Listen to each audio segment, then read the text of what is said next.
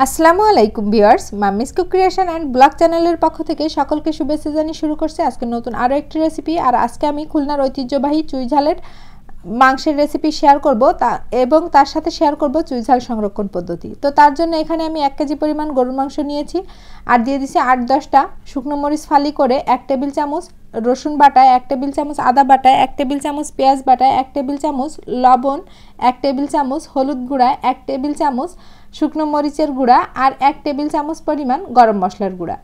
এখন সবগুলো দেওয়া শেষে আমি এখানে সরিষার তেল দিয়ে দিচ্ছি আমার পরিমাণ মতো। আপনারা আপনাদের পরিমাণ মতো তেলটা ব্যবহার করবেন, যেহেতু আমি তেল কম খাই, কম তেলই দিয়েছি।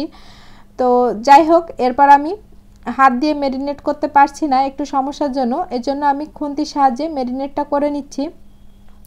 খুব ভালোভাবে ম্যারিনেট করা হয়ে গিয়েছে। এই পর্যায়ে আমি খুন্তিটা একটু ধুয়ে পানিটা দিয়ে দিচ্ছি মাংসের সাথে, যেহেতু আমি এখন এটা কুকারেই দিব, এই জন্য আর কি খুন্তিটা উঠিয়ে নিচ্ছি।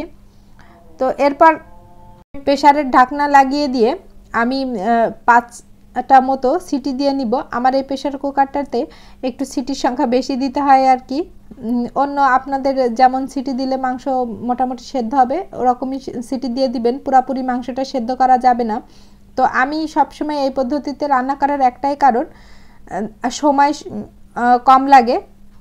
তো যাই হোক, এখানে প্রেসার কুকারে মাংসটা বসিয়ে দিয়ে আপনাদের এখন চুই ঝাল সংরক্ষণের যে পদ্ধতি সেটা শেয়ার করছি। এখানে দেখতে পাচ্ছেন আমি 1 কাপ পরিমাণ পানির মধ্যে সামান্য একটু লবণ আর একটু হলুদ দিয়ে পানিটাতে বলক উঠিয়ে নিয়েছি।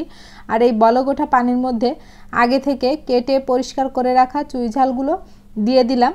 দিয়ে এখন এই চুই ঝালগুলোতে বেশ কয়েকবার বলক উঠে আসলে আমি চুই ঝালগুলো এই পানির থেকে উঠিয়ে নিব। আর এই পানিটা কিন্তু ফেলে দিব না, এটা আমি যেহেতু আজকে মাংস রান্না করছি মাংসের মধ্যে দিয়ে দিব, আমি সাধারণত এটাই করি।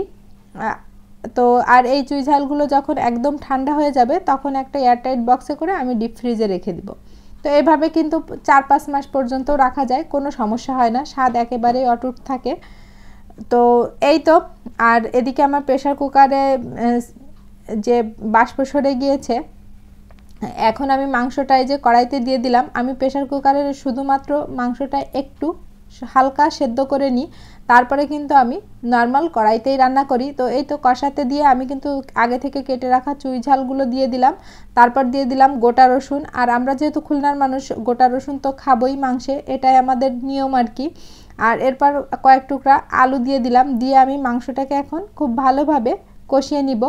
আর এই তো মাংসটা কিন্তু খুব ভালোভাবে কষানো হয়ে গিয়েছে, দেখতেই পাচ্ছেন একদম তেল ছেড়ে দিয়েছে। তো এই মাংসটা খেতে কিন্তু খুব মজা লাগে। তো তার জন্য আমার মাংস সবসময় দেখা যায় রান্না করতে করতে বেশ অনেকটাই খাওয়াও হয়ে যায়, যেহেতু আমার ছোট বাচ্চা আছে।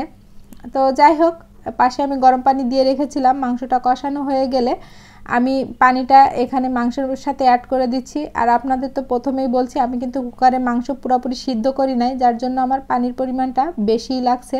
তো এখানে আমি 2টা তেজপাতা দিয়ে দিলাম আর তার সাথে দিয়ে দিলাম গোটা গরম মশলা দিয়ে, দেখুন আমি পানিটা কিন্তু প্রায় 40 মিনিট ধরে জাল করে করে কমিয়ে নিয়ে এসেছি।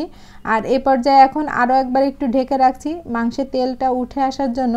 তো মাংসে কিন্তু তেল উঠে এসেছে আর মাংসের লুকটা আমি সবশেষে দেখিয়ে দিচ্ছি। তো আমার ভিডিওটি যদি ভালো লেগে থাকে প্লিজ একটা লাইক দিয়ে দিবেন, আর যদি সম্ভব হয় আমার চ্যানেলটিকে সাবস্ক্রাইব করে আমার পাশে থাকতে পারেন। আল্লাহ হাফেজ।